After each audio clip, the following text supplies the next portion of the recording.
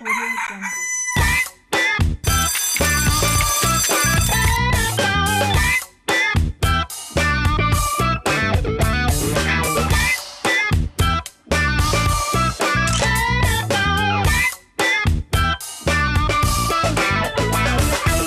Mardi 19 juin 2018, mesdames et messieurs, bonjour, bienvenue, c'est Matin Bonheur, quel que soit le temps qu'il fait, nous avons donc le droit d'être là pour vous servir parce que c'est ça, notre plaisir, notre sacerdoce et surtout la vision, le leitmotiv de la radiodiffusion télévision ivoirienne. Abidjan vous dit bonjour avec au sommaire aujourd'hui des reportages, des no comments et puis tout ce qu'il vous faut afin de bien vous réveiller. Attention, il pleut énormément sur toutes les principales poches climatiques de notre pays, du nord au sud. Il pleut.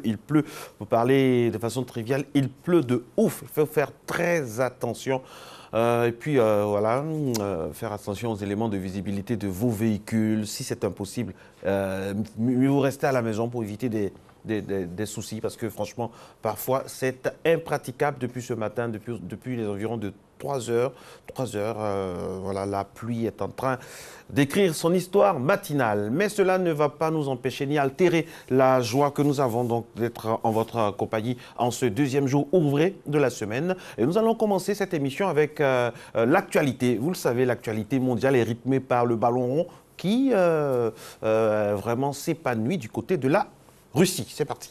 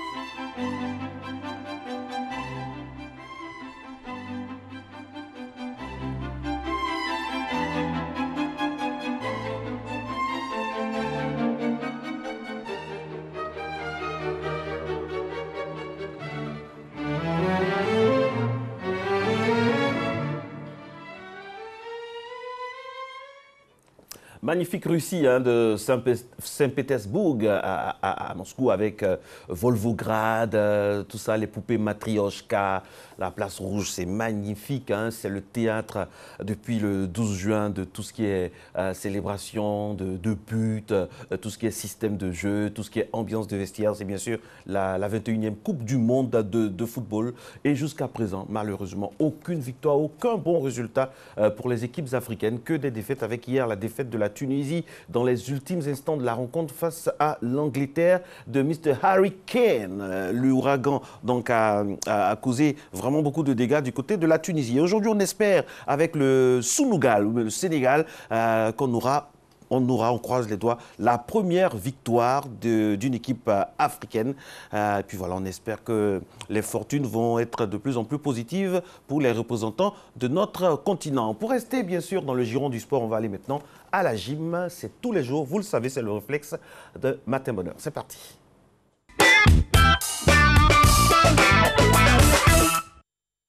Bonjour Nessie, bonjour Marco, bonjour chers téléspectateurs et bienvenue à votre émission de sport.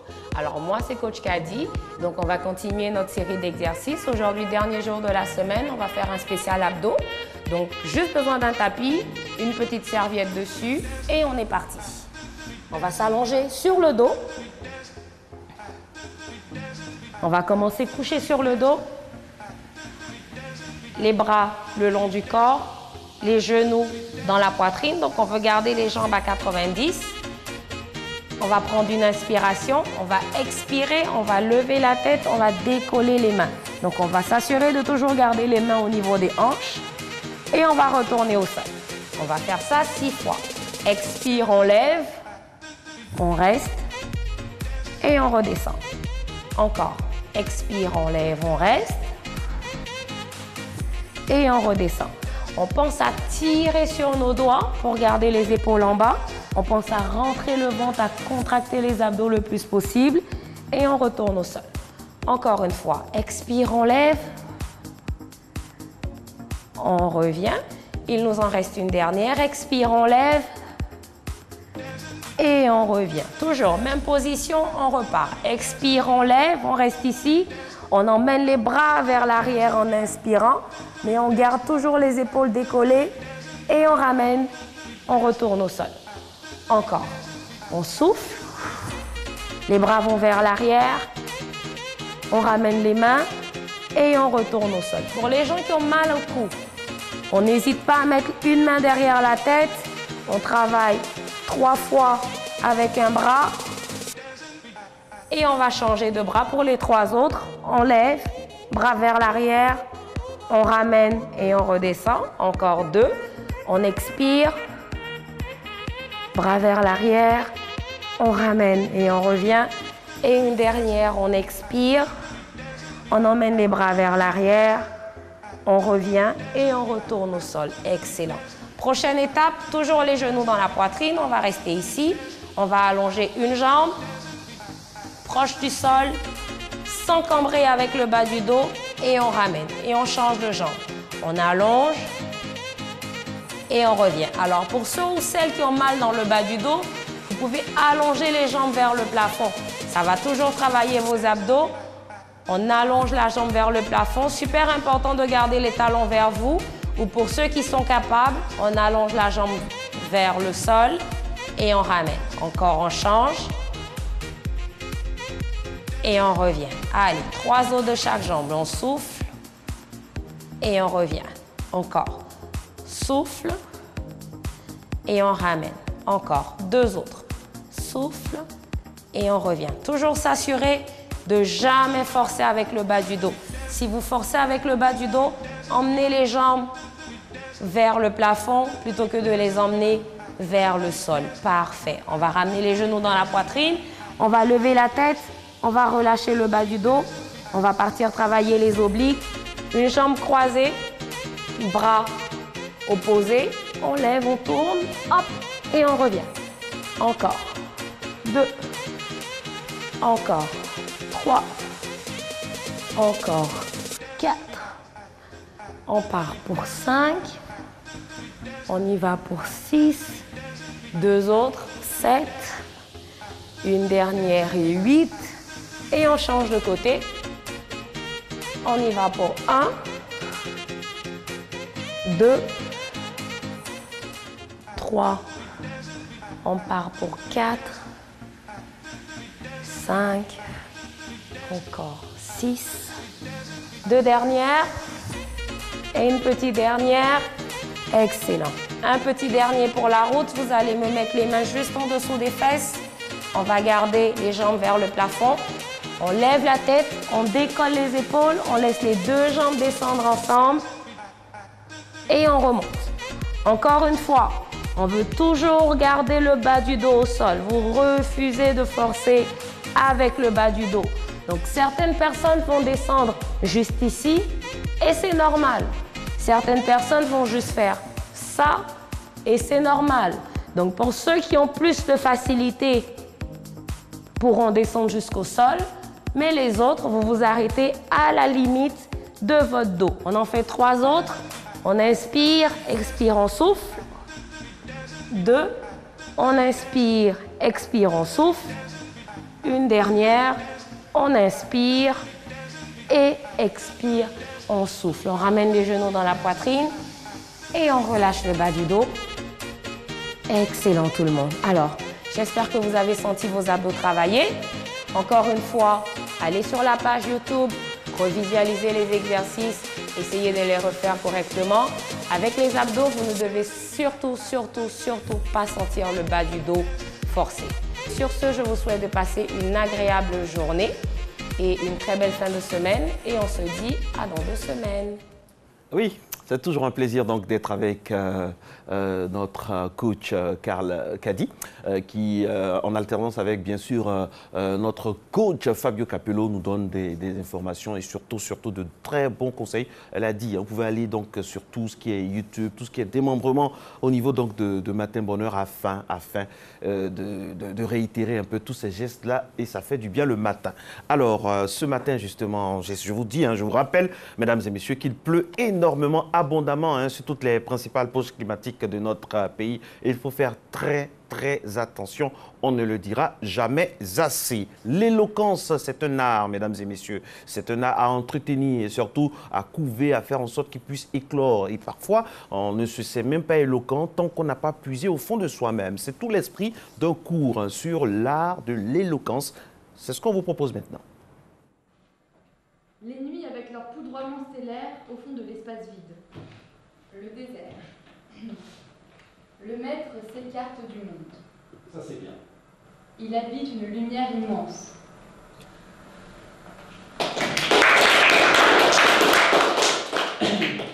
Et ils ont brisé violemment tous les liens qui m'attachaient à eux. Les voilà donc étrangers, inconnus. Et inspirer, pour inspirer ce fameux diaphragme dont on parlait, cette grande...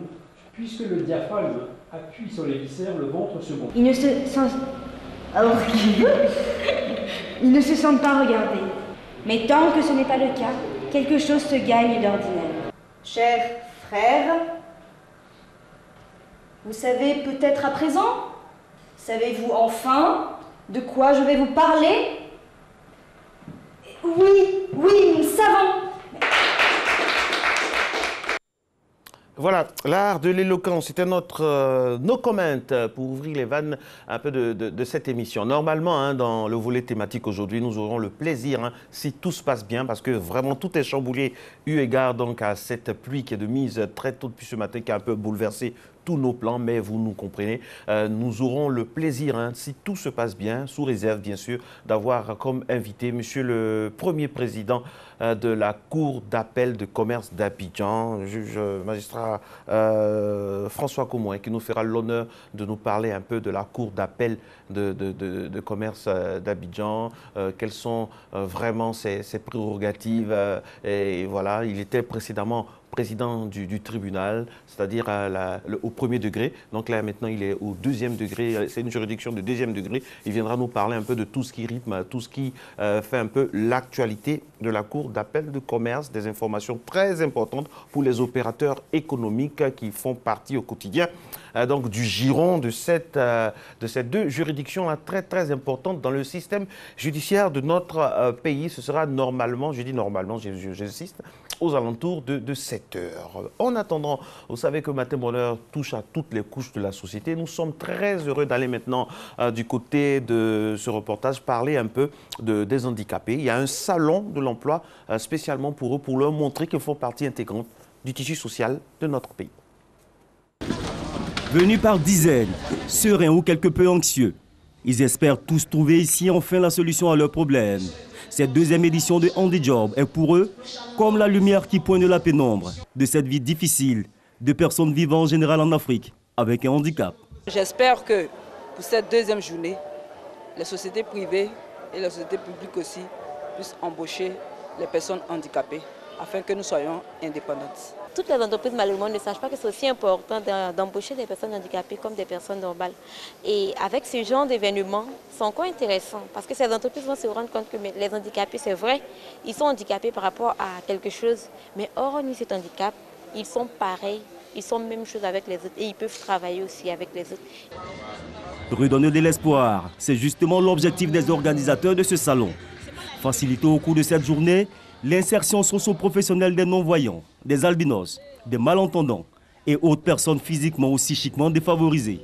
Il y avait un vrai besoin de sensibiliser les entreprises ivoiriennes, les institutions ivoiriennes sur la situation socio-professionnelle des personnes en situation de handicap à Côte d'Ivoire. Nous avons constaté que l'une des difficultés de l'insertion professionnelle que nous rencontrons est la méconnaissance du handicap, du point de vue du travail. Alors cette journée, c'est une journée de rencontre et d'échange entre les personnes en situation de handicap, les spécialistes des ressources humaines et les chefs d'entreprise. Ici, des responsables des ressources humaines vont réceptionner des dossiers, les analyser sur place et, si concluant, procéder au recrutement de quelques-uns des postulants. HandiEmploi nous intéresse parce que dans nos visions, on pourrait avoir la possibilité quand même d'offrir des possibilités, des opportunités d'emploi et tout ça.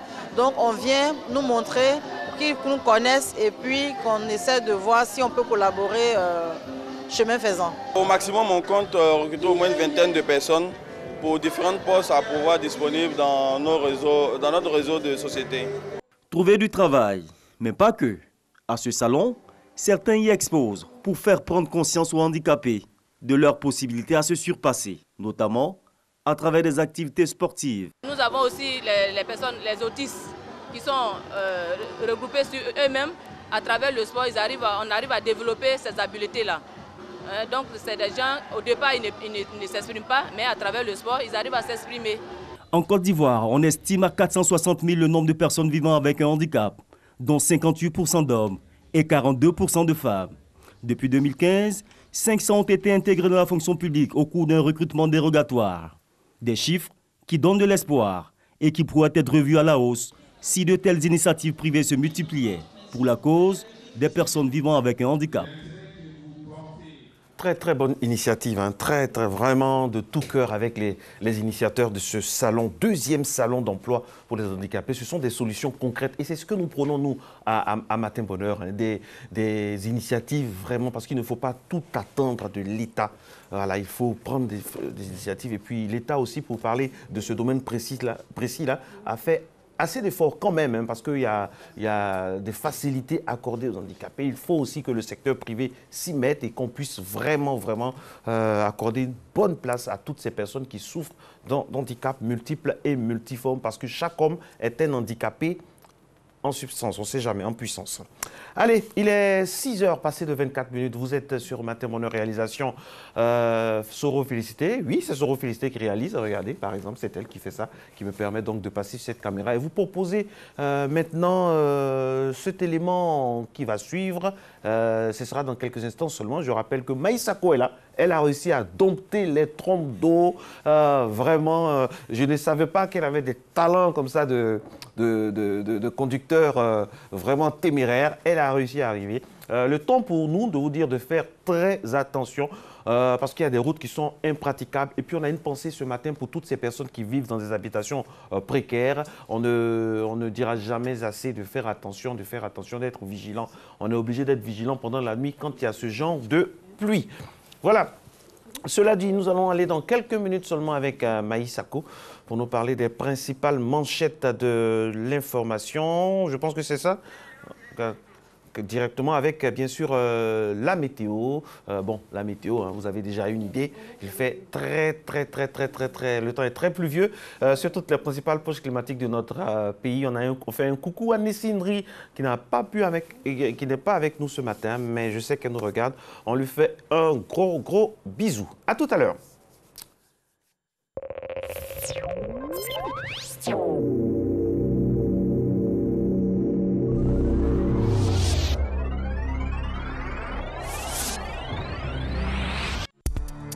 population de Côte d'Ivoire, les services météorologiques annoncent de grandes pluies sur toute l'étendue du territoire ivoirien.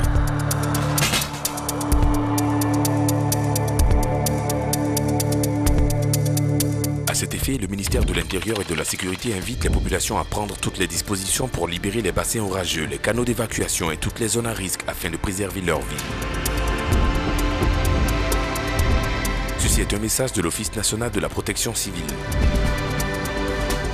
Journée scientifique 2018 sous le parrainage du ministre du Pétrole, de l'Énergie, du Développement des énergies renouvelables, M. Thierry Tano, sous la présidence du ministre de la Communication, de l'Économie numérique et de la Poste, M. Bruno Nabagné-Koné, porte-parole du gouvernement, sous le parrainage du secrétaire d'État auprès du Premier ministre chargé du budget et du portefeuille de l'État, M. Moussa Sanogo. La direction générale de l'ISTC Polytechnique organise la 15e édition des Journées du communicateur, les 21 et 22 juin 2018 à 8h30 à l'ISTC Polytechnique. Thème ISTC Polytechnique en chiffres et en pourcentage. Chef d'entreprise, décideur, vous êtes attendu au rendez-vous du savoir-faire des promotions sortantes. L'ISTC Polytechnique forme les professionnels de l'information et de la communication de demain.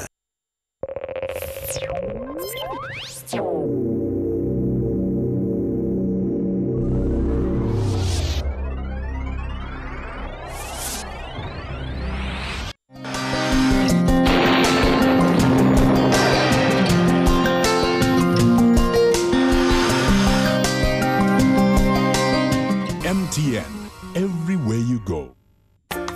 Mesdames et messieurs, bonjour. Une matinée nuageuse nous attend sur la région du Sud avec des pluies faibles à modérées. Sur l'Est et le Centre, on aura également un temps couvert avec de la pluie. Le temps restera partout ailleurs partiellement nuageux.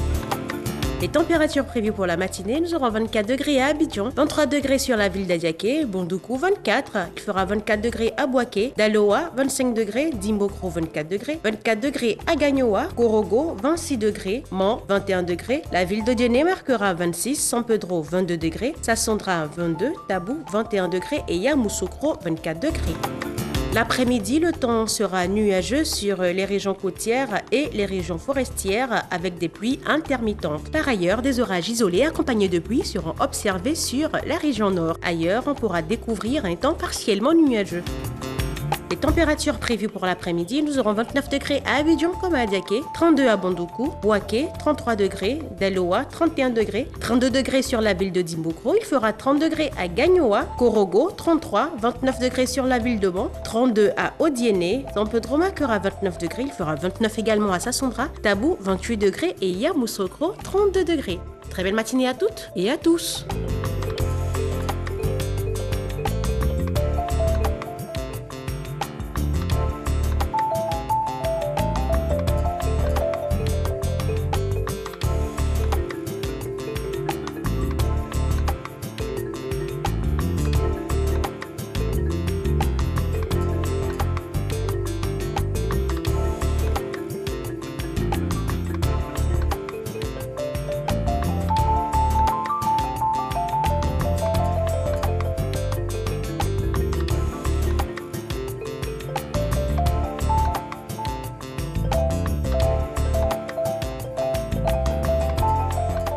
MTN, everywhere you go.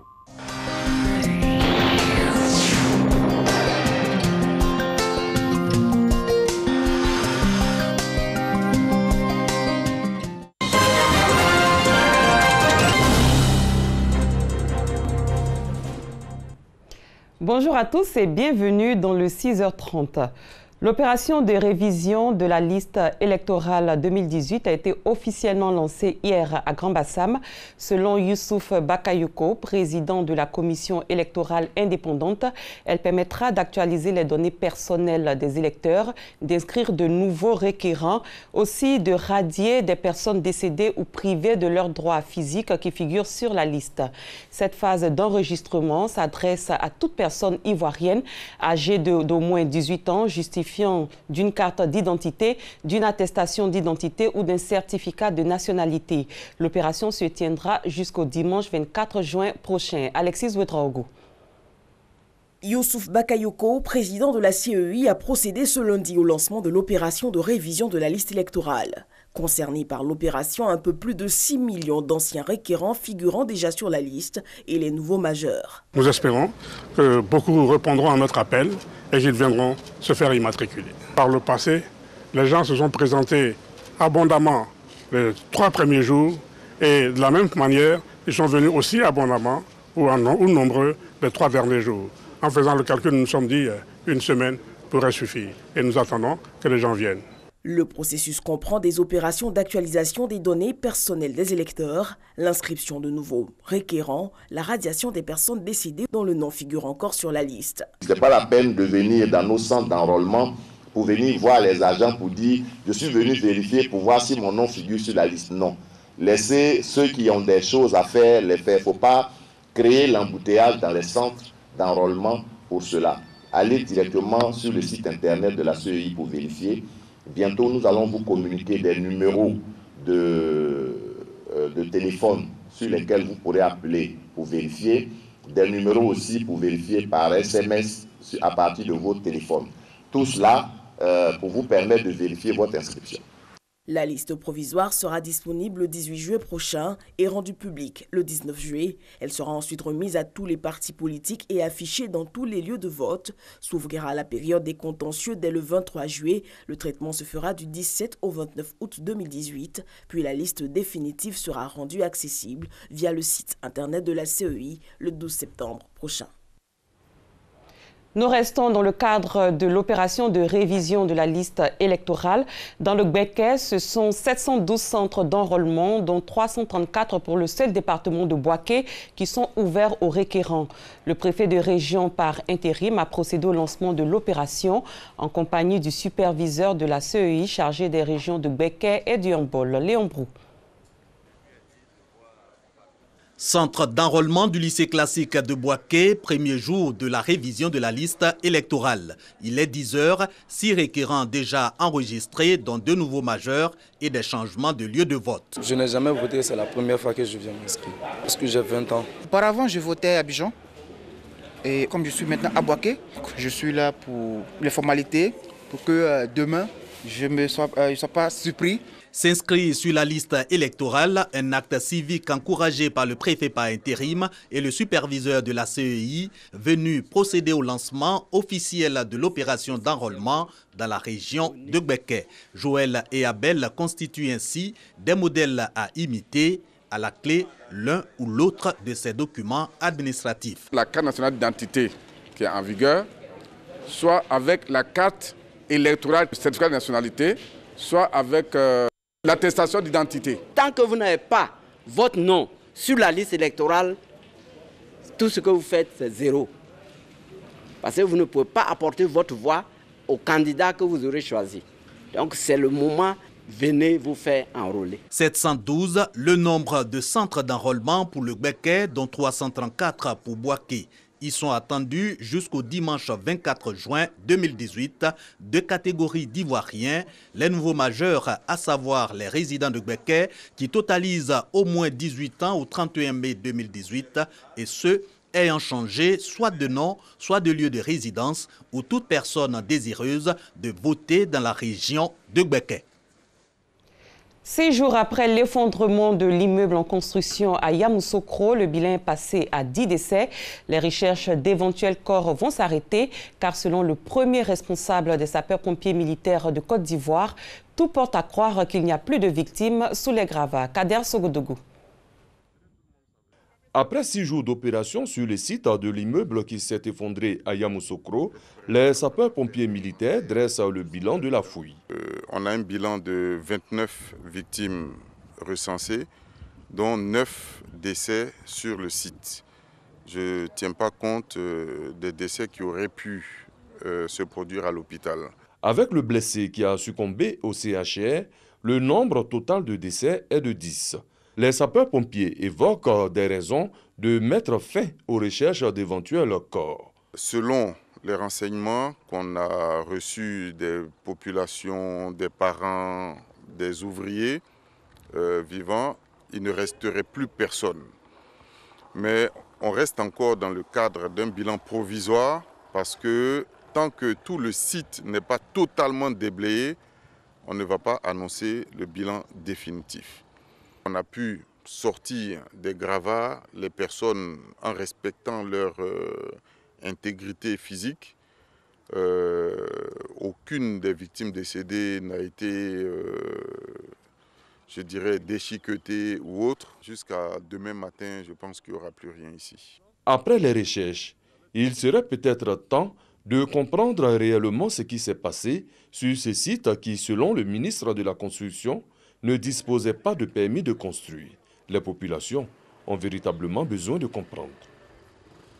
Autre chose, à présent, quelques 621 auditrices et auditeurs des institutions de formation et d'éducation féminine IFEF ont entamé hier les examens de fin de formation dans les 7 centres de composition retenus dans tout le pays. Ces examens de fin de formation ont été lancés à l'IFEF de Yopougon-Selmer par Kwame Nguesson, chef de cabinet du ministère de la Femme, de la Protection de l'Enfant et de la Solidarité. Pour la première journée de composition, les auditeurs et auditrices sont soumis aux épreuves de broderie main, broderie machine et crochet. Les candidats ont 5 jours pour convaincre les encadreurs qu'ils sont prêts pour une insertion professionnelle réussie. Il est arrivé à l'Assemblée nationale ce lundi matin. Samuel Eto'o, considéré comme l'un des meilleurs footballeurs de sa génération dans le monde, a eu une séance de travail avec les députés ivoiriens. En tête, le président de l'Assemblée nationale, Guillaume Soro.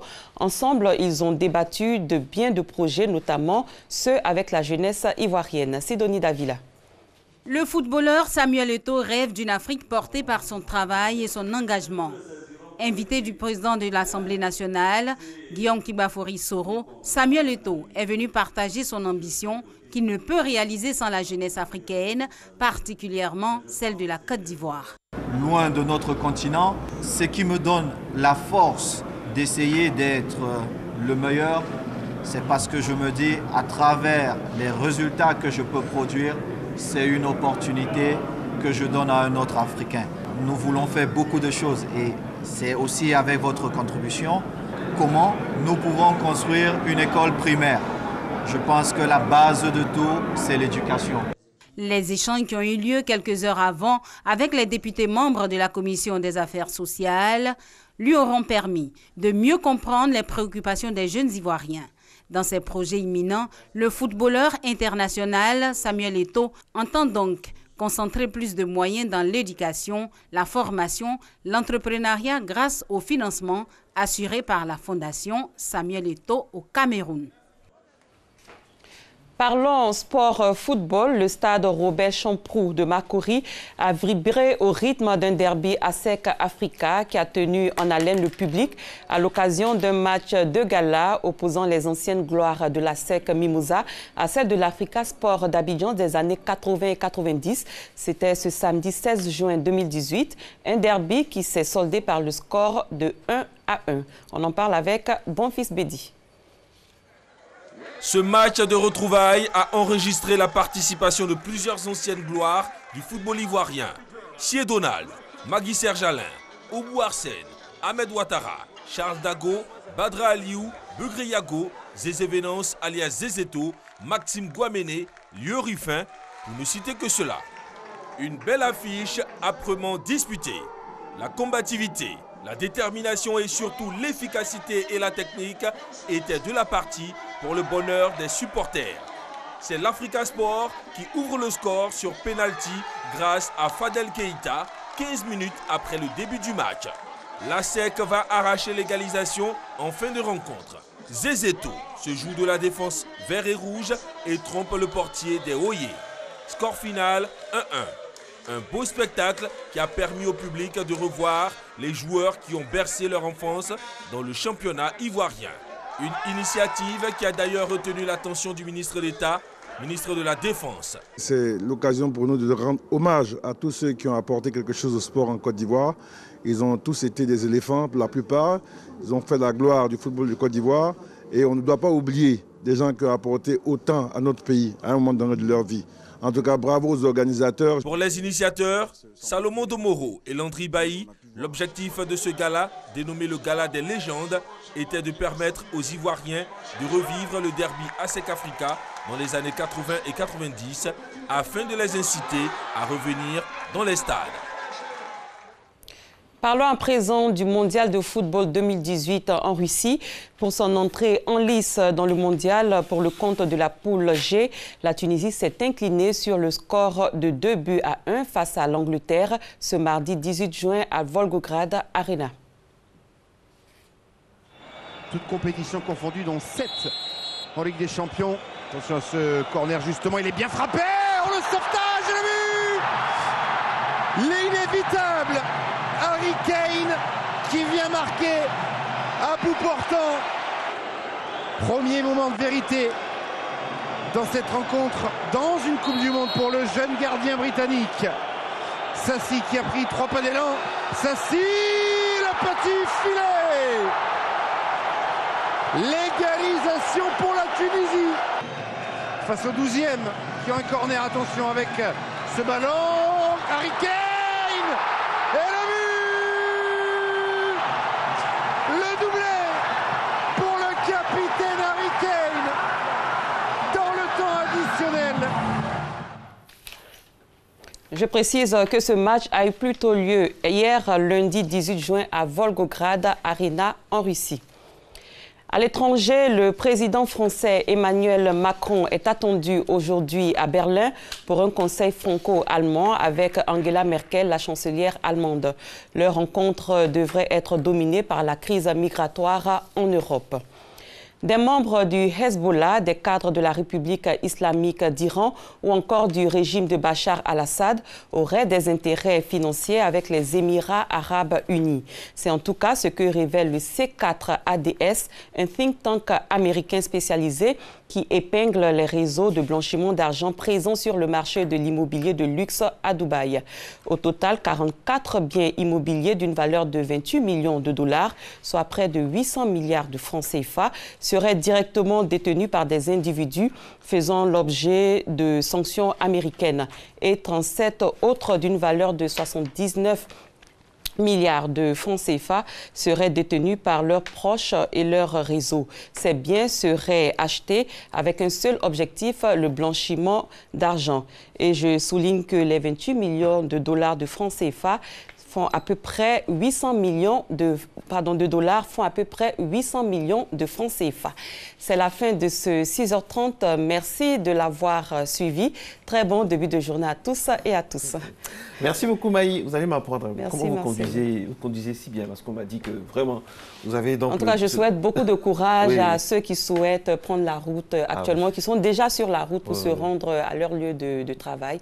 Ce n'est pas du tout facile. Voilà, les voies sont pratiquement inondées. Nous avons tous dû batailler pour arriver ici. Avec vos fiches qui étaient mouillées. J'avais bien aimé aussi le jogging et puis le pull que vous avez mis pour vous protéger. C'était très, très, très magnifique. Merci beaucoup. Il y en a une pensée ce matin pour toutes ces personnes qui habitent du côté de la Palmeraie. C'est dans la commune de Cocody. C'est pratiquement impraticable. Permettez donc la répétition. Plusieurs appels donc de détresse vers les sapeurs-pompiers émanent en grande partie pour la zone d'Abidjan de ce côté-ci. Si vous ne pouvez pas rester à la maison, en tout cas les mesures seront prises afin qu'on puisse venir vous aider, parce qu'il y a énormément d'eau partout. Il y a des immeubles où les gens sont pratiquement dehors. Notre reporter, notre JRI, journaliste reporter d'images, Herman Niamien, se trouve même en ce moment coincé dans un immeuble. On aura les images, tout ça qui vont venir, et soit dans cette émission, l'émission de demain. Prudence, prudence. Si vous devez prendre les routes, sachez que toutes les principales artères actuellement, c'est pas évident. C'est pas évident. Il y a énormément d'eau. Peut-être attendre à la maison jusqu'à ce que la situation se dissipe. Et puis vraiment, il va falloir prendre la route parce que votre sécurité nous est très précieuse. Bonjour, monsieur Entreprise de Matin Bonheur. Félicitations parce que vous avez réussi à venir. C'était pas évident. C'était pas évident. Grâce à la dextérité de la rédactrice en chef qui a pratiquement mis sa voiture à disposition pour aller chercher les invités. Vraiment, Cathy Fadiga également, qu'on félicite, qui a mis des bottes. On ne connaît pas les marques des bottes et la beauté, mais elle nous dira ça. Bonjour, comment ça va? Bonjour, ça va. Alors, malgré la pluie, on fait l'entreprise. Malgré la pluie, on fait l'entreprise et on a toujours l'habitude de dire que la pluie n'est pas un frein à l'entrepreneuriat. Il faut toujours aller au travail, être prudent, mais l'entreprise doit continuer. Alors, de l'idée d'entreprise à la gestion fiscale. De l'idée d'entreprise à la gestion fiscale, ce matin, nous allons faire une reprise de tout ce qu'on a dit avant de continuer. Parce que, genre récapitulatif. Voilà, un récapitulatif pour permettre aux jeunes gens ou bien à tous ceux qui veulent entreprendre de nous suivre après. Alors, je vais commencer par un appel. C'est l'appel à tous les jeunes à s'inscrire sur la liste entrepreneuriale. Voilà, pour qu'il y ait des entreprises, parce que ce que je vois venir à l'horizon et ce que nous vivons aujourd'hui, il n'y a pas d'autre échappatoire que par l'entreprise. Qu'est-ce que vous voyez venir? Je vois venir que chaque année, il sort des milliers et des milliers d'étudiants de nos structures de formation. Et je ne vois pas en face des entreprises qui s'installent. Et pourtant, on a beaucoup de possibilités. Et donc, c'est inviter les jeunes à investir ces champs-là pour être des futurs entrepreneurs. Et je voudrais dire merci parce que hier, j'ai suivi l'apiculteur qui est passé et qui a dit deux choses essentielles. Un, que le secteur de l'apiculture est encore vierge. Deux, il a dit que pour s'installer dans ces corps de métier, on n'a pas besoin de beaucoup d'argent. Avec 50 000 francs, on peut y aller. Vous voyez que là, c'est un appel aux jeunes Ivoiriens à investir ces secteurs-là pour que le miel soit disponible en Côte d'Ivoire et que ce miel-là puisse être exporté valablement. Ça, concernant cela, c'est très important. On va peut-être poser la question tout à l'heure, parce qu'on aura le grand plaisir d'avoir monsieur le Premier Président de la Cour d'appel de commerce d'Abidjan, qui est là, qui nous fait l'honneur d'être présent déjà dans ce studio. Peut-être qu'on va lui parler de cela aussi, le contexte économique, tout ça, parce qu'il est bien placé également pour nous en parler. Pourquoi pas. Alors, nous allons aller donc de l'idée d'abord. Il y a l'idée, le projet, l'entreprise, la gestion. Et dans la gestion commerciale, financière, technique, les ressources humaines et la fiscalité. Voilà. Alors, pour être entrepreneur déjà, il faut avoir une idée d'entreprise. Et on a rappelé ici que l'idée d'entreprise naît à partir des besoins exprimés par les populations, par les hommes. Besoin de manger, besoin de dormir, besoin de se protéger contre la pluie, besoin de marcher, besoin de se vêtir, il y a énormément de besoins. Et ces besoins vont s'inscrire soit dans la production, c'est-à-dire fabriquer, soit dans la distribution, soit dans la consommation. Je vais manger quoi? Je vais manger des lignames. Je mange l'igname comment? En bouillie d'igname. Ça, c'est votre côté baoulé, oui. Ouais, ça, c'est le côté baoulé. Il faut toujours les rappeler. Voilà. Et donc, il y a tellement d'idées et que chacun d'entre nous, jeunes, grands, ou... parce qu'ici, on a parlé des jeunes entrepreneurs, des jeunes qui doivent entreprendre. Mais il y a des seniors aussi qui peuvent entreprendre. Ceux qui sont à la retraite, peuvent entreprendre. On n'en parle pas beaucoup, mais c'est vrai. On n'en parle pas beaucoup, mais ils peuvent entreprendre. Et donc, ces idées, il faut toujours partir de cette idée d'entreprise-là. Cette idée étant bien mûrie, on ne se lance pas comme ça. On va transformer notre idée en projet en faisant l'étude de faisabilité, la fameuse étude de faisabilité, où on va aller explorer le champ pour dire, au plan commercial, comment est-ce que ça va marcher? Qui va acheter mon produit? Quelle quantité va-t-il acheter? À quel prix va-t-il l'acheter? Je vais regarder la concurrence et faire tout ceci. Bon, une fois que j'ai cela, alors, je vais dire, mais au plan financier, bien sûr, les gens veulent acheter, mais au plan financier, comment mon affaire va se comporter? Il faut toujours prendre des garde-fous. Parce que, comme je l'ai dit, l'étude de faisabilité, lorsque vous énoncez un projet, il y a des gens qui vont vous dire, ça c'est la super idée de l'année. Puis il y a d'autres qui vont vous dire, ça là, ça ne va pas marcher. Ça va très bien marcher et ça ne va pas marcher. Où est-ce que c'est situé? C'est là l'objet de l'étude de faisabilité. Une fois que notre étude de faisabilité est concluante, alors on va créer notre entreprise qui va avoir une forme juridique, c'est-à-dire une entreprise individuelle, une société, SARL, SA ou bien avec des camarades, on va créer la société et on va chercher le financement. Vous parlez de financement, on a dit le premier financement, c'est l'épargne. Et j'ai dit sur le plateau que tout le monde peut épargner. De l'élève qui va à l'école primaire, à l'étudiant ou bien au travailleur, tout le monde peut épargner parce que tous les matins, on donne de l'argent, on donne ceci, on donne cela. Et donc, on peut toujours épargner une petite partie. On vous donne 1000 francs pour aller épargner 100 francs. Voilà, la culture de l'épargne déjà très tôt. Très tôt. Voilà. Et j'ai dit sur le plateau, c'est une bulle que j'ai lancée, j'ai dit, on peut en Côte d'Ivoire organiser la journée du financement de l'entrepreneuriat jeune. Si on demandait à chaque Ivoirien de donner 1000 francs aujourd'hui, regardez ce que ça ferait. Ça constituerait un fonds pour financer les jeunes qui veulent entreprendre. Parce que il faut que les jeunes aussi qui entreprennent puissent comprendre qu'il y a des règles. Quand on prend des crédits, il faut rembourser. Parce que ce qu'on ne dit pas souvent, il y a beaucoup de non-remboursements. Et c'est ce qui fait que naturellement, les structures de prêt sont sur le reculoir. Parce qu'on se dit que les jeunes, voilà, il faut rembourser, il faut savoir qu'une entreprise, c'est sérieux. Il y a certaines garanties, il y a certaines privations également qui vont avec. Absolument.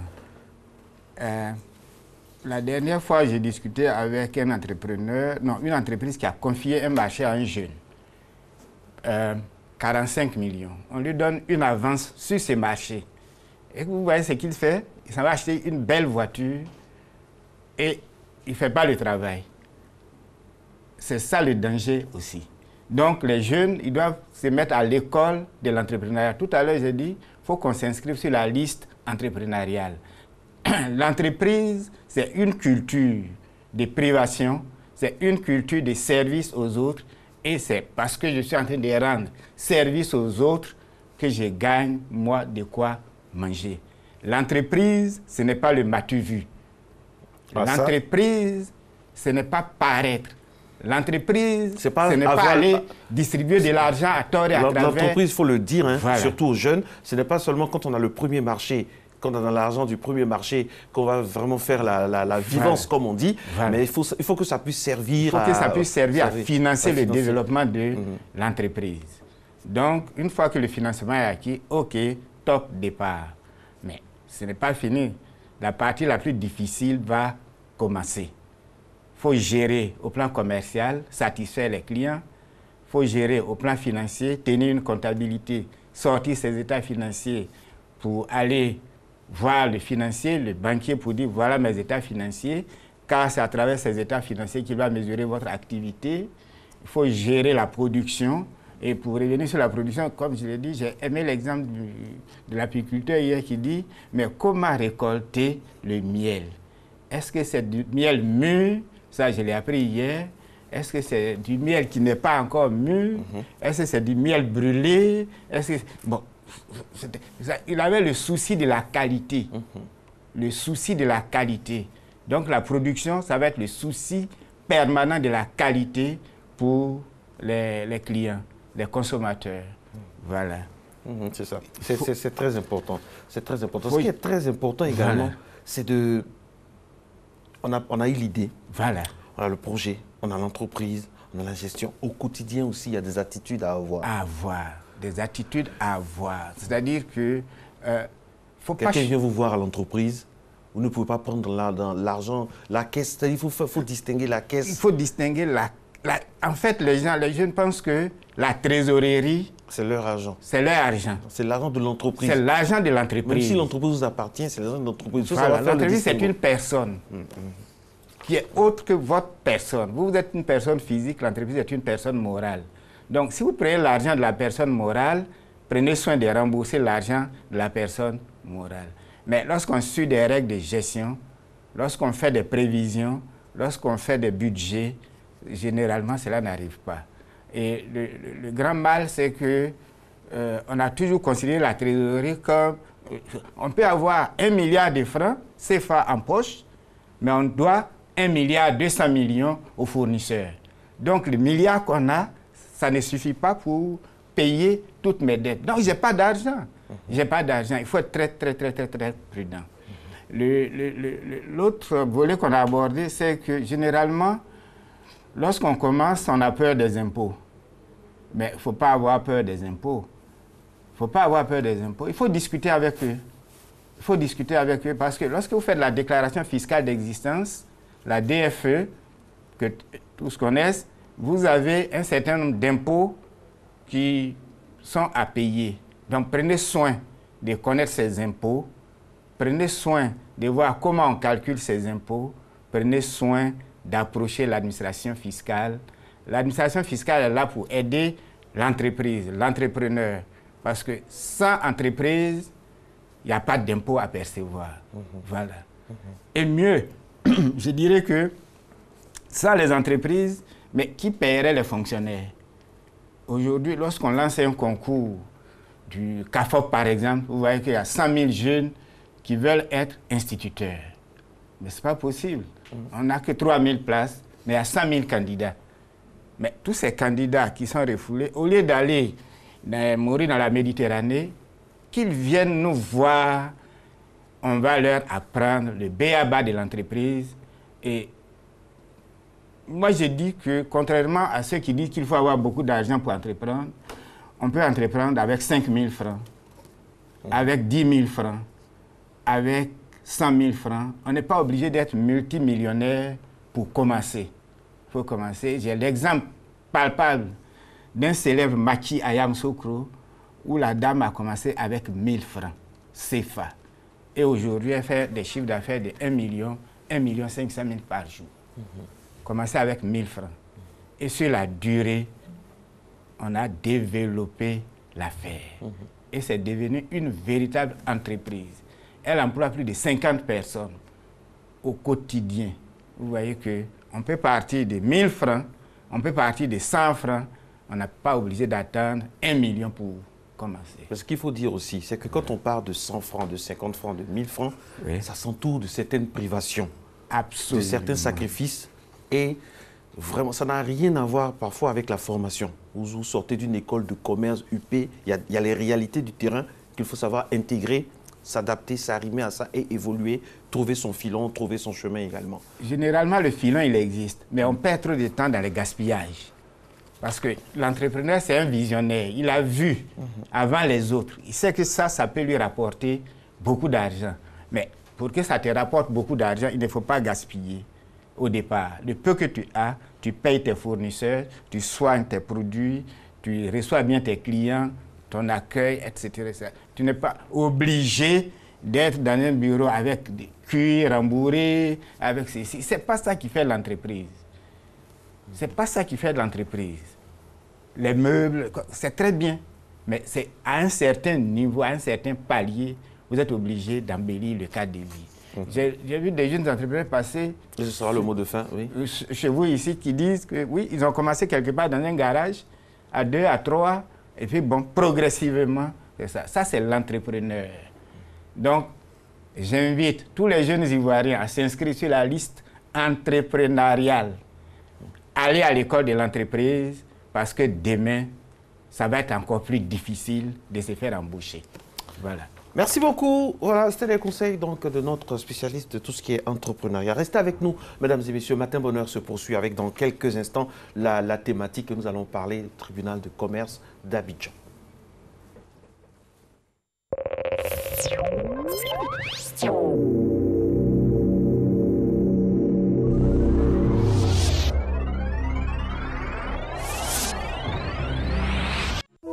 En prélude à la grande saison des pluies et dans le but de prévenir les catastrophes liées aux inondations, il est demandé aux populations qui occupent les passages d'eau, les ouvrages d'assainissement, les cuvettes, les caniveaux, les zones d'éboulement, de bien vouloir les libérer sans délai. Le ministère de la Construction, du Logement, de l'Assainissement et de l'Urbanisme exhorte toutes les populations à la prudence et à la protection de leurs familles, de leurs biens immobiliers et matériels. Numéro de téléphone ONAD 22 50 80 50, ONPC 22 47 97 11, cellule de crise 22 47 87 36, sapeurs-pompiers 180. Est-ce que vous méritez ça?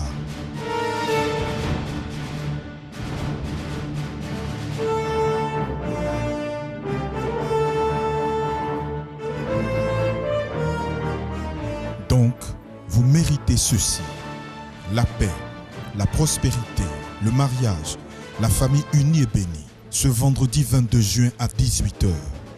au Cénacle du Saint-Esprit à Djamé Carrefour Nord. Entrée libre.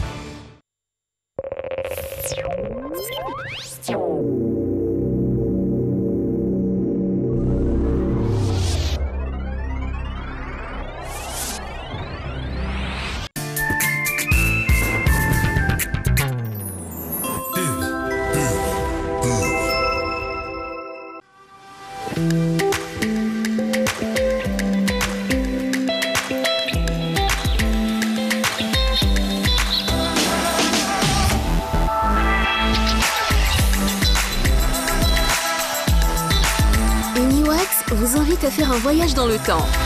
Avec ses motifs de ligne bien définis, finement exécutés et un style graphique unique dans votre nouveau magazine. Disponible dans les points de vente habituels. Uniwax révèle l'élégance africaine. Bienvenue sur MyCMU, votre application mobile pour tout savoir sur la couverture maladie universelle CMU. Simple d'utilisation, MyCMU facilite la vie des assurés en donnant toutes les informations utiles. MyCMU fonctionne sur les téléphones Android et ne nécessite pas de connexion Internet. Grâce à votre application, vous obtiendrez des informations sur les sites d'enrôlement, l'état de vos cotisations, le panier de soins, les centres de santé, les pharmacies du réseau CMU. MyCMU vous permet également d'effectuer votre pré-enrôlement avant de vous rendre dans un centre pour finaliser l'opération. Alors n'attends plus, télécharge-moi sur Play Store et la couverture maladie universelle n'aura plus de secret pour toi.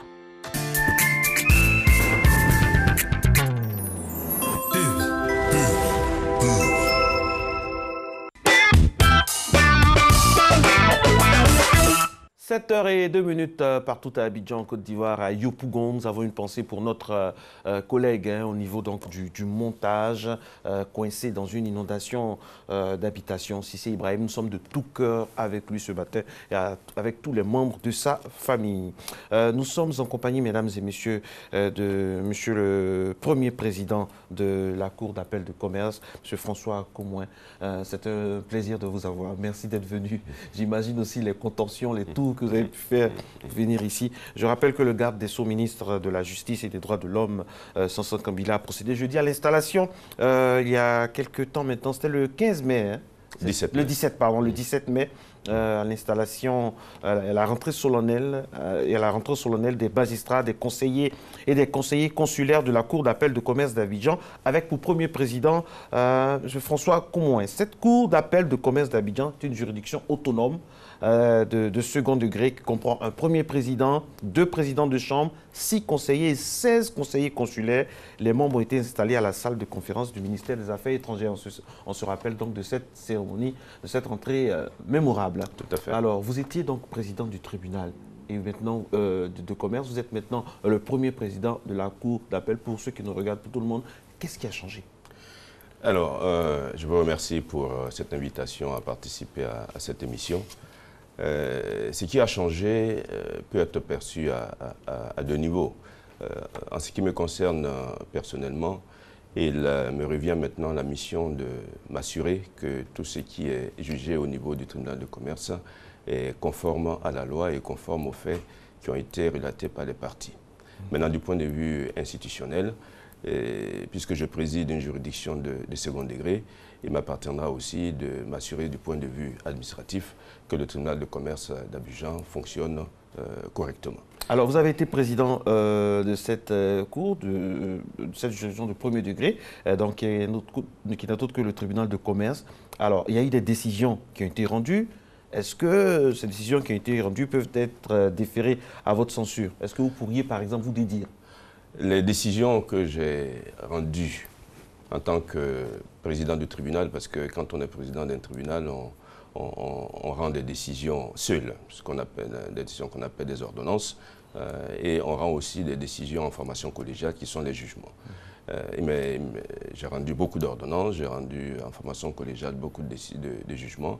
Ces décisions peuvent être parfaitement déférées à la censure de la Cour d'appel de commerce d'Abidjan. D'ailleurs, je dois dire qu'il y en a pas mal qui ont été déférés déjà à la censure de la Cour d'appel d'Abidjan. lorsque la Cour d'appel de commerce d'Abidjan n'était pas encore ouverte. Et quelques-unes ont commencé à arriver à la Cour d'appel de commerce d'Abidjan. Je sais que ça fait l'objet de quelques préoccupations de la part des auxiliaires de justice, de la part de quelques opérateurs économiques. Mais vous savez, la magistrature obéit à des règles. Et ces cas ont été prévus par le législateur. C'est-à-dire lorsque on se retrouve dans une situation où on peut craindre que l'impartialité, l'indépendance soient remises en cause, eh bien, il y a la technique juridique du déport ou de l'autorécusation.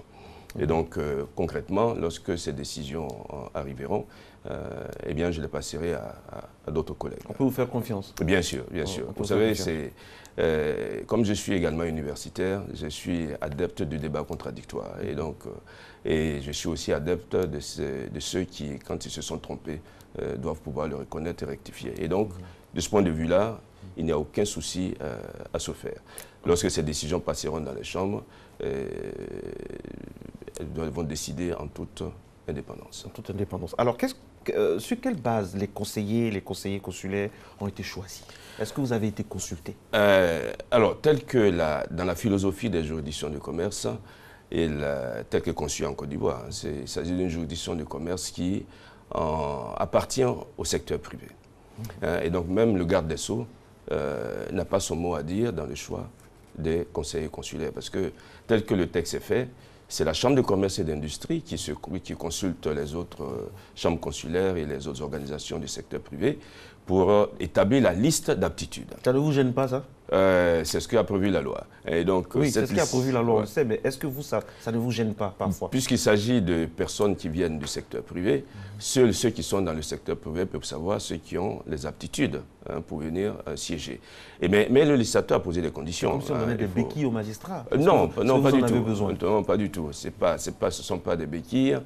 Parce que si vous dites béquilles, ça veut dire qu'il y a quelqu'un qui est debout et qui s'appuie sur les autres. Là, il n'y a pas de béquilles. Vous appuyez sur eux? Non, on ne s'appuie pas sur eux parce qu'on est tous... C'est eux qui s'appuient sur vous? Non, on est tous juges au même degré.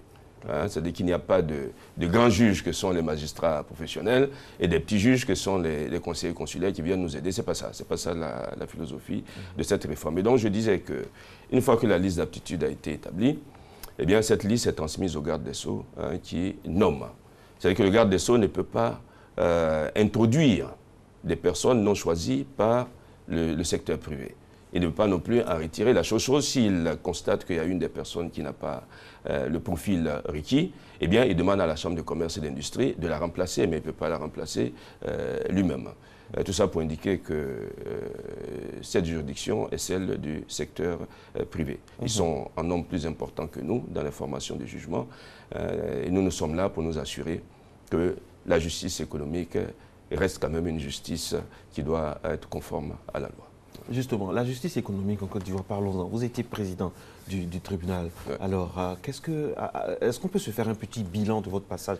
Qu'est-ce que vous avez pu remarquer au niveau donc de tout ce qui rythme ce qui est commerce, économie? Oui.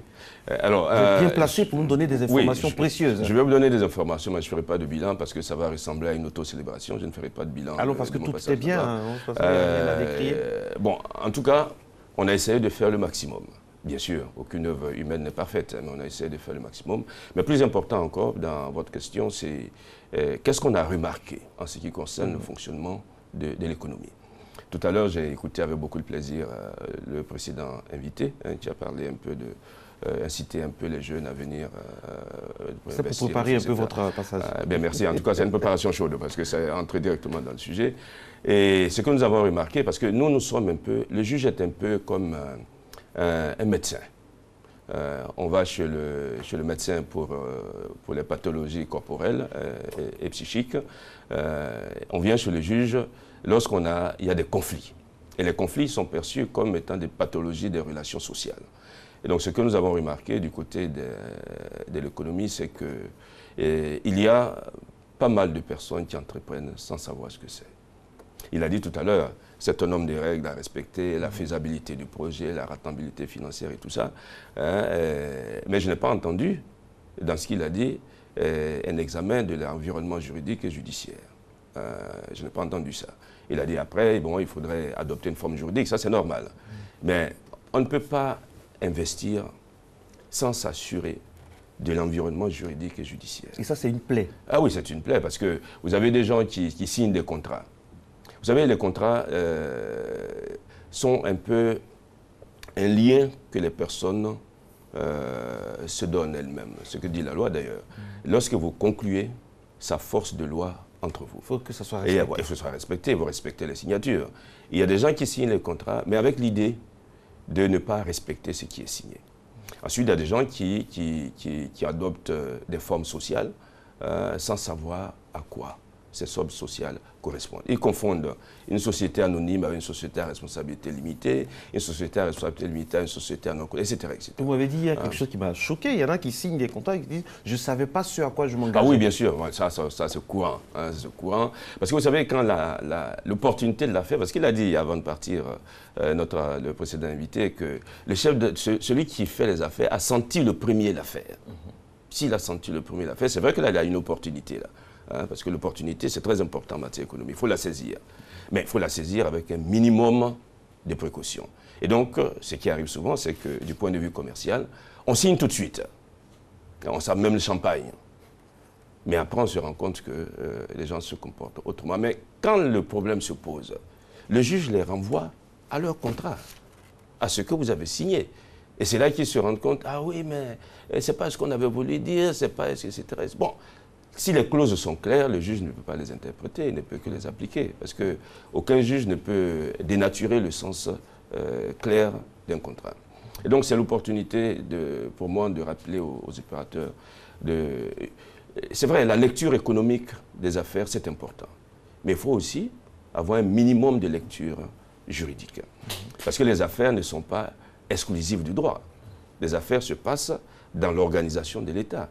Et l'organisation de l'État s'appuie en premier lieu sur les lois et règlements. Et donc, il faut avoir une lecture juridique de l'affaire. Si, évidemment, on ne demande pas aux opérateurs économiques d'aller à la faculté de droit pour avoir une maîtrise en droit, ça n'a pas de sens.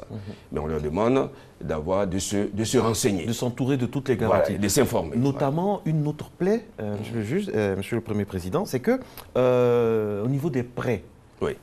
Vous en avez parlé vous-même tout à l'heure. Oui, au niveau des prêts, des fois, ce n'est pas évident. Dans les deux sens. Il y a des banques qui prêtent, des structures de microfinance qui prêtent, et il n'y a pas de retour, ça va au litige. Ou après, il y a il y a beaucoup de soucis. Si, vous savez, lorsque vous voulez faire les affaires, soit vous avez une épargne propre suffisante pour vous permettre de démarrer votre affaire, soit vous recourez aux structures de financement. C'est pour ça d'ailleurs qu'elles sont créées. Alors quand vous recourez aux structures de financement qui vous octroient des crédits, la première de vos obligations, c'est de rembourser le crédit. Évidemment, on s'aperçoit aussi on s'est aperçu au niveau du tribunal de commerce qu'il y avait beaucoup de contentieux de recouvrement de créances bancaires. Et aussi au niveau des microfinances, beaucoup de recouvrement. Et là aussi, c'est important, vous savez, pour les microfinances, comme pour les banques aussi, mais ce que je dis, c'est surtout par rapport aux microfinances, on vient vous dire, écoutez, est-ce que vous ne pouvez pas être caution de telle personne qui va emprunter 10 millions ou 15 millions pour faire cette affaire et tout ça. Parfois, on se retrouve avec des gens de bonne foi qui donnent leur caution, 3 ou 4, mais qui, là, en cas de non-remboursement, une fois que le débiteur principal a été mis en demeure de le faire et qu'il ne réagit pas, eh bien, toutes ces personnes-là se retrouvent également à être condamnées solidairement à rembourser le prêt de cet individu. C'est pour ça qu'avant d'apporter sa caution pour faire les affaires à quelqu'un, il faut s'assurer que celui-là pourra rembourser. Monsieur le Premier Président, il est 7h14. La question que je pose m'intéresse plus d'un aussi. Est-ce que l'environnement des affaires en Côte d'Ivoire donne envie? Donne envie.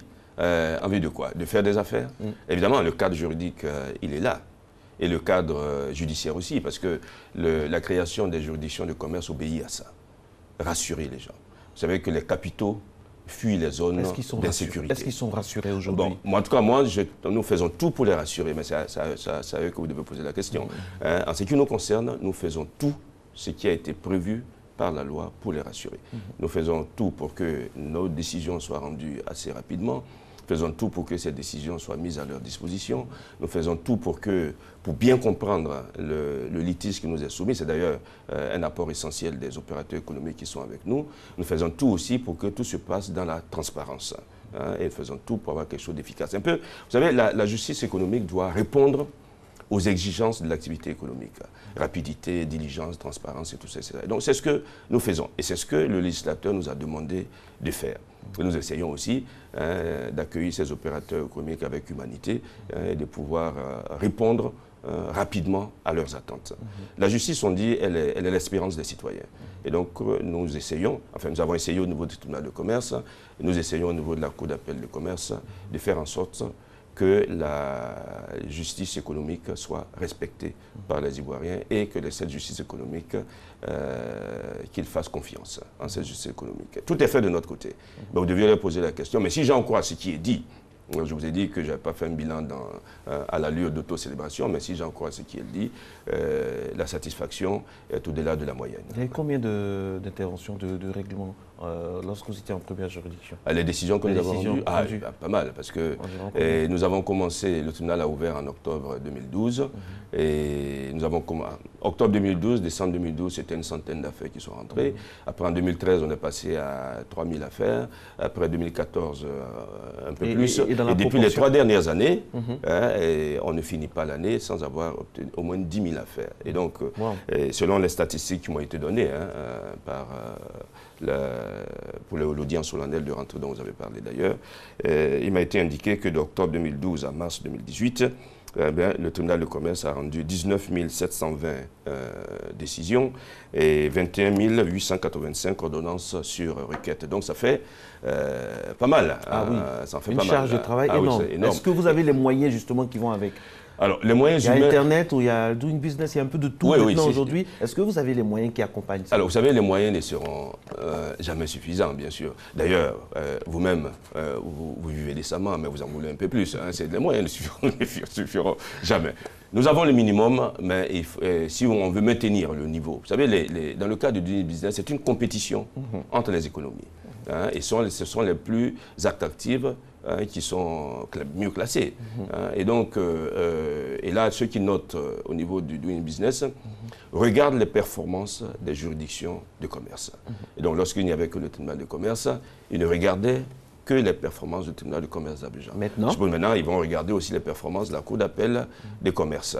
Et ils nous ont indiqué il y a quelques mois que le respect des délais, c'est bien, parce que ça, c'est un acquis, puisque le tribunal de commerce... C'est vital dans le monde de l'entreprise, le respect des délais, c'est... Vous savez, dans le monde des affaires, le litige est considéré parfois comme un accident de parcours qu'il faut régler tout de suite. Mais on ne peut pas traîner pendant 2 ans, 3 ans, 4 ans. Avec ça, vous tuez une entreprise. Et donc, la loi a imposé qu'en première instance, les litiges soient réglés en 3 mois, qu'on peut proroger de 2 mois. Mais dans la pratique, on est à peu près à 60 jours pour régler les litiges au niveau du tribunal de commerce d'Abidjan. Au niveau de la Cour d'appel de commerce, la loi nous donne 2 mois pour régler. Et alors donc, que pour d'autres juges, ailleurs, c'est 6 mois. Oui, il y a eu une réforme. Avant, il n'y avait même pas de délai. Il y a eu une réforme où donc c'est toute la spécificité, vous, de votre... Exactement. Et tout ça ne va pas me faire occulter la question que vous avez posée par rapport aux moyens, parce que c'est capital. Ça va de pair, puisque qui dit spécificité, dit moyens spécifiques. Absolument. Et ajouter aussi au fait que maintenant, ce que le Doing Business note, c'est la performance liée à la dématérialisation des procédures. Et donc la gestion électronique des procédures qui suppose un logiciel adapté, qui suppose un système d'informatisation où il n'y a pas de faille. Le transfert de données, par exemple, du tribunal, du tribunal donc à la Cour d'appel. Qui suppose des serveurs, qui suppose, etc., etc. Et donc ça, dès lors qu'il y a un élément qui est grippé, tout le système.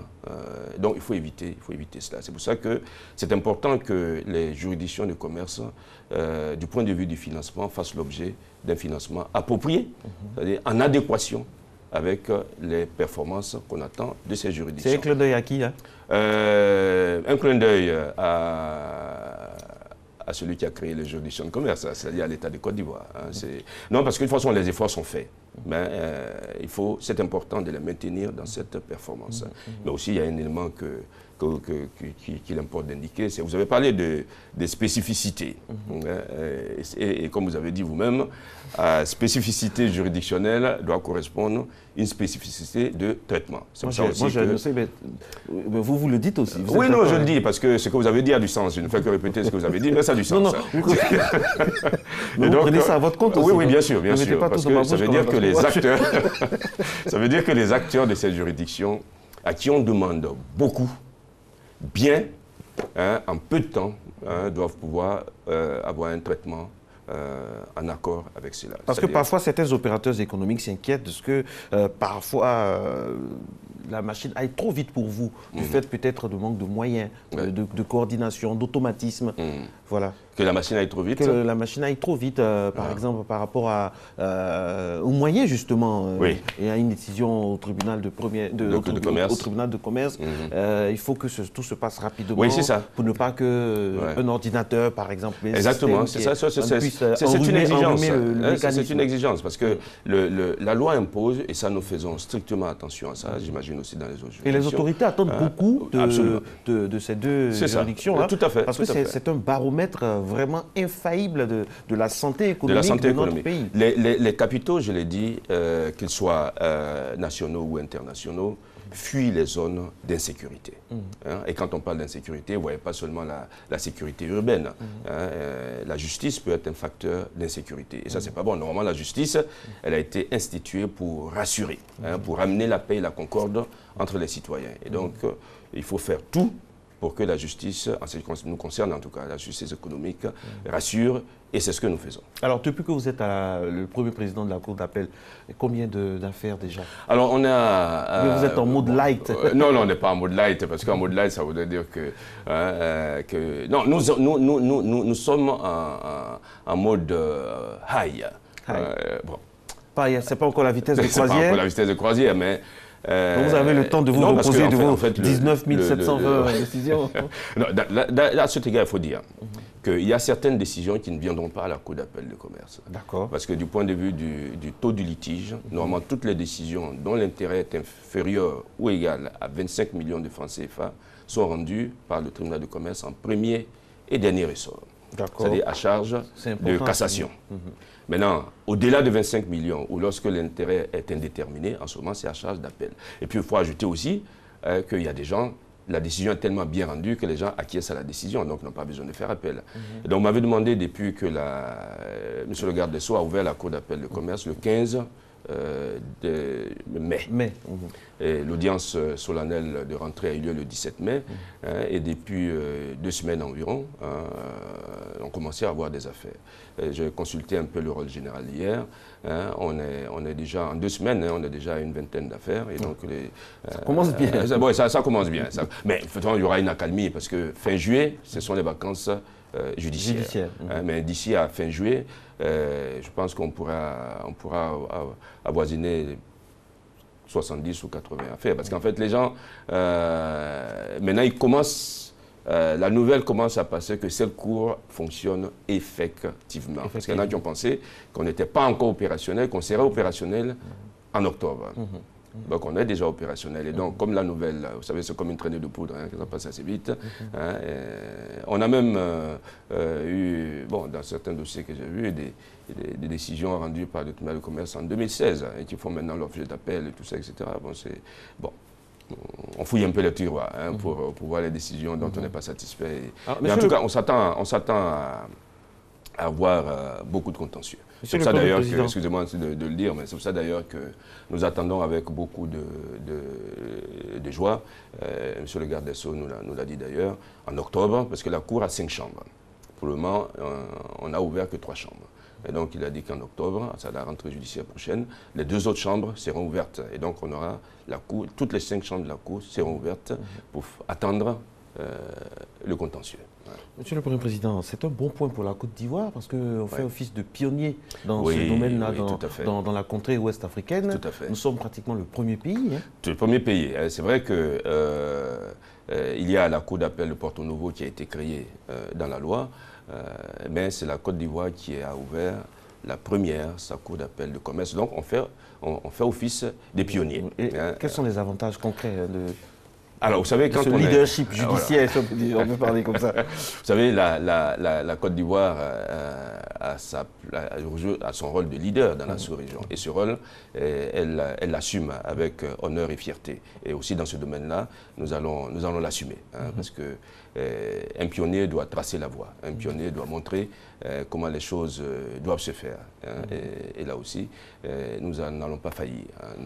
Alors je rappelle que le contrôle et le suivi des activités de la Cour d'appel de commerce d'Abidjan sont dévolus principalement à un conseil de surveillance. Oui. Un conseil de surveillance qui est composé d'un conseiller à la Chambre judiciaire de la Cour suprême, président, et de l'inspecteur général des services judiciaires et pénitentiaires, d'un avocat désigné par le barreau, d'un administrateur des services judiciaires désigné par le ministre de la Justice et de 2 opérateurs économiques désignés par la Chambre de commerce et d'industrie de Côte d'Ivoire. C'est ça. C'est-à-dire que nous sommes le tribunal de commerce et la Cour d'appel de commerce sont, disons, les 2 juridictions sont soumises à 2 types de contrôle. Il y a le contrôle naturel de l'inspection générale des services judiciaires pour le compte du garde des Sceaux. Et puis il y a le contrôle de ce conseil-là. Et ce conseil aussi tient lieu de conseil de discipline pour les conseillers consulaires, du point de vue déontologique. Vous savez, les conseillers consulaires, les opérateurs économiques qui sont temporairement juges, je dis temporairement parce que le mandat est de 3 ans renouvelable, temporairement juges, au même titre que nous, doivent respecter la déontologie judiciaire. C'est pour ça d'ailleurs que, puisque vous étiez à la cérémonie à l'audience solennelle, c'est pour ça d'ailleurs qu'on leur a fait prêter serment d'être de dignes et loyaux juges. Mais ils prêtent serment, mais est-ce que concrètement, oui, qu'est-ce qui prouve qu'ils ne sont pas en collision avec les entreprises? Parce que les gens s'interrogent aussi. Oui, c'est vrai. On peut prêter serment, tous les serments. Parce que, bon. Ben, vous savez, si à raisonner de cette manière-là, on ne fera plus. Non, on ne raisonne pas. C'est-à-dire, on s'interroge. Ben, je vais vous dire. Les gens sont en droit de s'interroger, monsieur le Premier Président. Oui, bien sûr. Parce que pourquoi on choisit un tel par rapport à un tel? Est-ce que dans la mise en place des mécanismes, est-ce que dans l'activité, est-ce qu'on n'aura pas... Nous sommes en Côte d'Ivoire, nous sommes en Afrique, on ne sait jamais. La première chose à dire, c'est que dans le choix, d'abord, il y a une question de volontariat. Qui choisit? Parce que c'est du bénévolat. Qui choisit? Je vous l'ai dit, mais je vais répéter cela. C'est du bénévolat. C'est-à-dire que l'opérateur économique, il vient prêter main forte pour rendre la justice. D'ailleurs, du bénévolat qui engage quand même des millions de francs CFA. Oui, bien sûr. C'est un bénévolat... Non, parce que quand on dit du bénévolat, parce que si on devait les payer par rapport à ce qu'ils gagnent dans leurs entreprises... Mais je rappelle qu'ils sont payés quand même. Ils ont une indemnité. Ils ont une indemnité. Mais ça, c'est pour les défrayer des moments qui passent. Donc c'est pas du bénévolat. Bon, moi je dis du bénévolat. J'aimerais bien voir ce bénévolat. Ah oui, mais du bénévolat parce que ce n'est pas un salaire. Parce que quand vous donnez une indemnité qui n'a rien à voir avec ce que vous aurez dû obtenir. Mais vous avez une position très privilégiée, parce que de là, vous avez le baromètre de l'économie. Mais ça va avec les contraintes aussi, parce que je vous ai dit tout à l'heure que du point de vue déontologique, ils sont surveillés. Et de sorte que toute faute déontologique les fait passer devant le conseil de surveillance. De sorte qu'ils peuvent être radiés, ils peuvent être, etc. Et j'ajoute aussi, pour vous rassurer davantage, et à travers vous, tout le secteur privé, que nous faisons très attention aux conflits d'intérêts. De sorte que j'ai dit au conseiller consulaire, et je l'ai dit aussi aux juges consulaires à l'époque, que dès lors qu'ils sont intéressés par une affaire, il faut qu'ils ne siègent pas. Et qu'ils évitent aussi de chercher à influencer les autres. Et sur ce point-là, on est intransigeant. Parce qu'en fait, pour que la justice fasse confiance, pour que la justice donne confiance, il y a un élément capital à côté de la compétence et tout ça, qui est l'impartialité et l'indépendance du juge.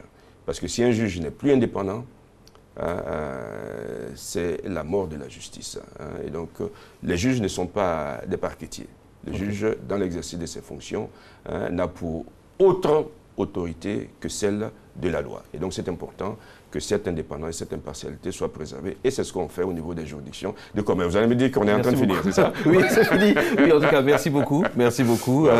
Souffrez que qui ce soit moi le juge quand même. Évidemment. Et je ne vais pas bouder ce plaisir-là. En tout cas, merci à vous, monsieur le Premier Président de la Cour d'appel de commerce d'Abidjan. Félicitations pour cette promotion et pour tout ce que vous faites pour la justice. Je sais que dans le volet universitaire, vous êtes également une référence. Comme le disait le procureur général lors de la rentrée solennelle. parler de façon triviale, il n'y a pas l'homme pour vous. Oui, mais il le dit avec exagération quand même. Allez, passez une très très bonne journée. Merci d'être venu malgré ces intempéries. Merci de faire attention, mesdames et messieurs, parce que la pluie a énormément provoqué des dégâts et vous savez qu'on avait prévu quand même au niveau de la météo. Passez une très très bonne journée et que Dieu nous garde.